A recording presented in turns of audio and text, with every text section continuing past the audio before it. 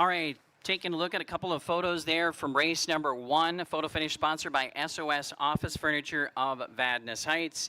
And joined with a couple of very special guests here in Handicapping Central at Running Aces tonight. As we're going to talk about race number 2, and we're also going to talk about a couple of other horses on tonight's program. We have Dale Gearshot, who drove halfway across the country to be here tonight on Night of Champions. His second year out here for Champions Weekend at Running Aces. Looked a little different when you walked in this time, eh? Yes, it's the upgrades are unbelievable. Pretty awesome, huh? We're glad to have you back out here. Super fan, Dale's harness racing super fan. Andrew Zabo is with us as well. We're going to talk to him as well. Another harness racing super fan. And they also have been dabbling in owning horses, even horses out here at Running Aces with the Roland Stable. So that's really cool. They're looking for another horse to get involved with, and with that. So we're excited for them for that in the future. But tell us about your experience coming out to Aces and your overall harness racing experience. Well, Running Aces is probably the nicest facility that I've ever been at as far as a racetrack facility. It's everybody out here is so friendly. Very, very friendly people. The racing is very good. It's overall a very good experience. I would suggest for anybody to come out if they have the chance to. Awesome. And Andrew, you've owned a couple of different horses over the years, but getting involved, as I mentioned, with Roland Stable, racing here at Aces and other places. Tell us about your impressions of coming out here to be live at Aces and your experience with racing here and harness racing overall. Yeah, it's been an unbelievable experience just being able to be in the barns on the backside. It's kind of surreal to see what actually goes on day to day and just the care of the racehorses. It's not just what you see on the track. Yeah, so much goes into it, particularly so much work and hours and sweat, blood, sweat, and tears to get a horse to Night of Champions. This is when it can all pay off for the connections on a night like this. All right, everything paid off for Baby Flash in race number 1. Congratulations, Team Huffman. Mooney Swenson winning the Lemoyne, and Lorenz Svensson trot in race number 1 tonight. Let's quickly talk about race number 2 on this evening's program. I have the 4 Peanut Butter Falcon. I think probably everybody is going to go with the 4 Peanut Butter Falcon, who's been almost perfect this season. What do you have, Dale? Actually, I have Peanut Butter Falcon second. I have Bragan Bliss on the top in this race.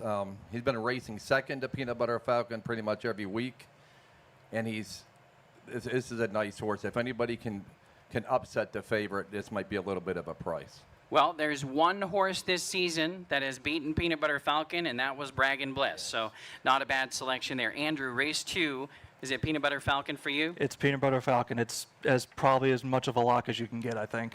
Is that your top horse of the night? No, not my top horse. My top horse is actually in the 4th race. I like the 8 SV Shining Star. All right, so you're taking another kind of a second, third choice on the morning line in there. Yeah, I think that's where you can get the value off a heavy favorite, and been following Almar Flashover pretty much right around the track and can stay with him. All right, so in race number 2, I'm going to go 4, 1, 2, and 8. I see Dale at 1, 4, 8, and 9. Andrew 4, 1, 8, and 9. The next race we're going to talk about is race number 5. Both of these gentlemen have a selection in race 5. You both, I think, went with the 8 on top. Dale?